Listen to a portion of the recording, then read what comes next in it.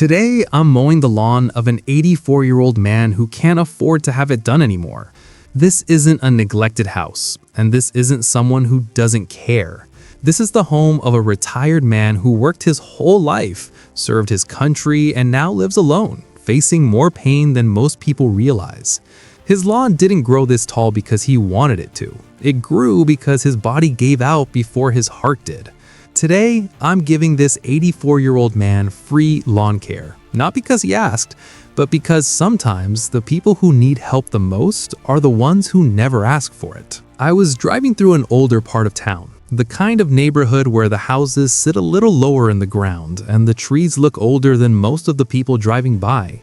The street was quiet, no kids playing, no music, just the sound of tires rolling over cracked pavement. I grabbed my mower from the truck and walked up the driveway. Before I even knocked, the front door opened just a few inches.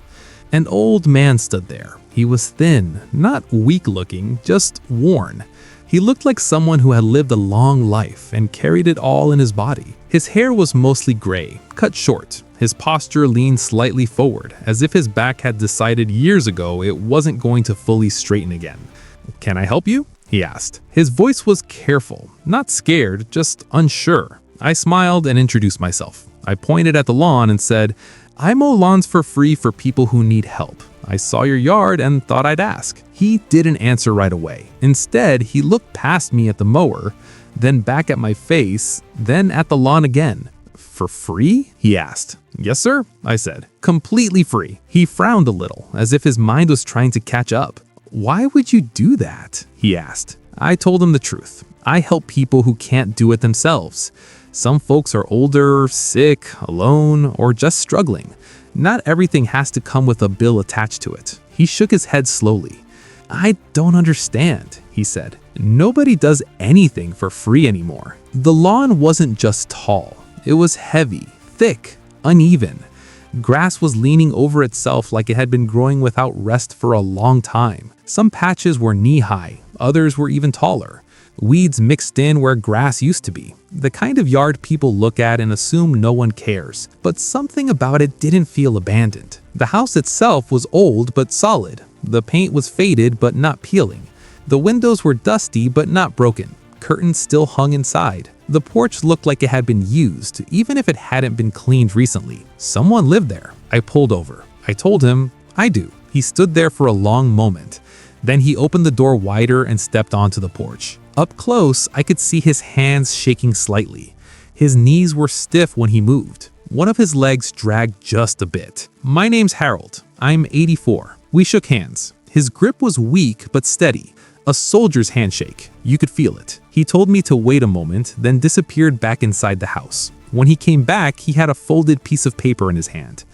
"I was saving this," he said quietly. "It's from the city." He unfolded it and showed me the notice. Tall grass, violation, warning about fines.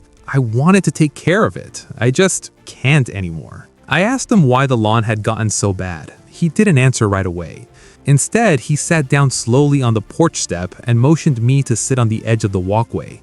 He took a breath that sounded heavier than it should have. "I used to mow it every Saturday. Did it for 40 years, rain or shine." He smiled faintly at the memory. "Then the knees went, then the back, then the money." That's when he told me the rest. Harold was a retired soldier. He served most of his adult life. He did things he didn't talk about much. He came home with injuries that never fully healed. He lived simply. He didn't complain. His wife passed away 6 years earlier. "That's when things got quiet," he said. "They had 2 kids. Both are grown and have moved away. When I got sick," he said, "they came for a while. Then their wives started complaining. They didn't want to live with an old man who couldn't do much." He paused. "So they left." He didn't say it with anger, just a fact, like talking about the weather.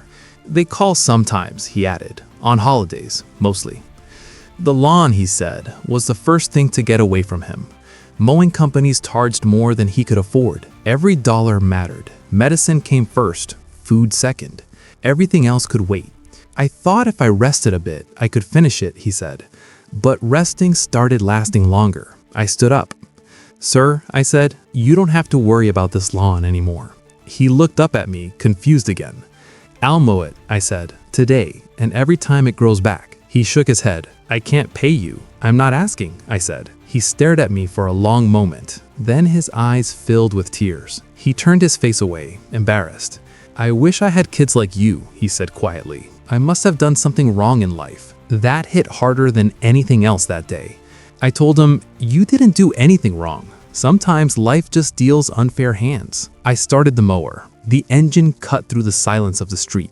As I pushed through the tall grass, the smell of fresh-cut lawn filled the air. Thick clippings fell behind me.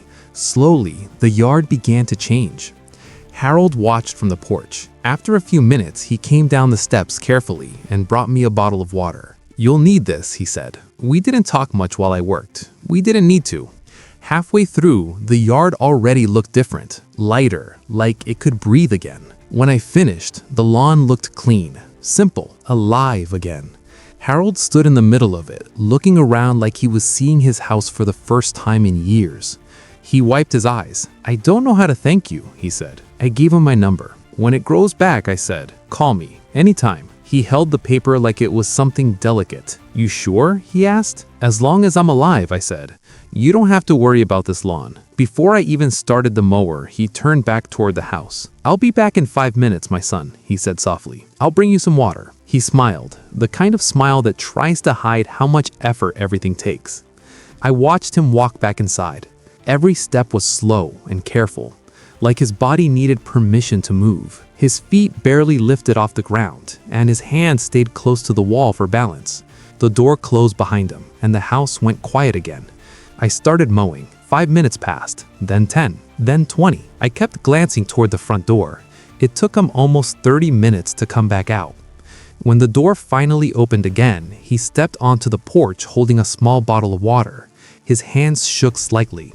He paused at the top step to catch his breath, then began the slow walk down. That's when I understood. When he said 5 minutes, he meant it with his heart, not with his body. His body just couldn't keep up anymore. I slowed my pace with the mower, not wanting him to feel rushed or embarrassed. He took his time, one step at a time, until he reached the edge of the lawn. When he finally looked up and saw what the yard had become, he stopped completely. The overgrown mess was gone. In its place were clean lines, even cuts, and a lawn that looked cared for again. Maybe better than it had in years. He stared in silence. That's how I used to mow it," he said vertically. "That's exactly how I did it when I was young." His eyes filled with tears. He looked around slowly, like the lawn was pulling memories out of him. Saturday mornings, strong legs, a body that listened when you told it to move. "My lawn used to be the best one on this street," he whispered. "And you did this, for me, for free." The tears rolled down his face. He handed me the water with both hands. I thought I'd never see it look like this again, not in my lifetime. And in that moment, I realized something. Sometimes kindness doesn't just change how a place looks. It brings someone back to a time they thought was gone forever. He hugged me, not tight, just long. Before I left, he said something I won't forget. People think being old is about the body, but it's really about being forgotten. That lawn wasn't overgrown because no one cared. It was overgrown because the man who cared was alone. And here's the lesson I want to leave you with. If you can help someone, help them. Not because you'll get praise, but because one day you might be the one standing behind the door hoping someone knocks. If this story meant something to you, write "We need more stories like this" in the comments so I know you're here. And if you believe kindness still matters, subscribe, because I'll keep helping as long as I can. Sometimes the lawn isn't the problem. Sometimes it's loneliness. And sometimes all it takes is one person to stop and care.